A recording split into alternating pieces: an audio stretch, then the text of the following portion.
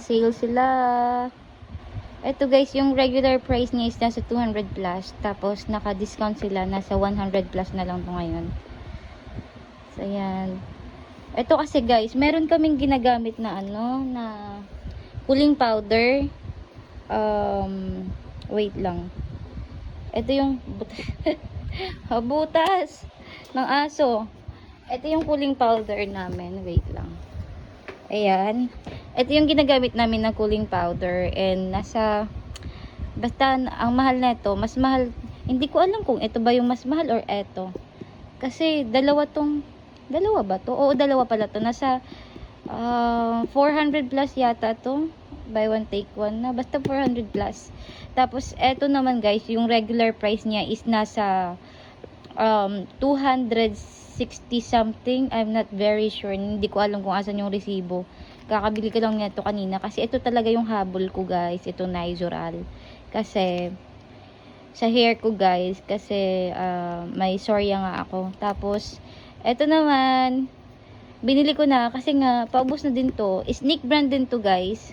Actually sobrang lamig nito. Wait. Hindi. Parang mas malamig yung unang nabili namin.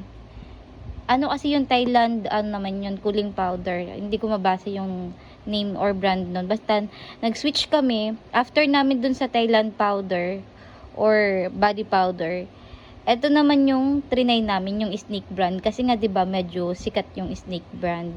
Now, alam nyo naman, familiar kayo, madalas nyo ito nakikita sa TikTok. So, ito naman, nakita ko lang siya sa Watson. And, ang laki ng sale niya. So, binili ko na siya. Ita-try pa lang namin. Sana malamig siya.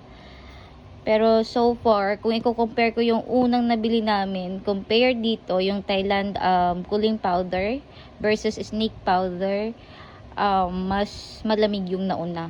Kaso kasi hindi na available eh. Out of stock. Sobrang mabenta yun. I-share ko dito yung ano, or basta, picturean ko, tapos share ko dito yung binili kong ano, item. So, ayan. Malaki na siya, ah. Ilan ba to? Kadako naman sa ni. O, 280 grams na gali ini. Ito siguro Thailand, ano din to. Thailand made siya, oh. Or manufactured. Kasi, yung sulat niya. Hindi ko alam kung ilang milligram, ilang grams to. Nakalimutan ko. Basta ganyan siya kalaki. Almost, siguro same lang. Yan. So, habol-habol kayo guys. As in, super dami pang sale doon. Tsaka sa, hypermarket. Ito yung unang binili ko guys. Malamig yan.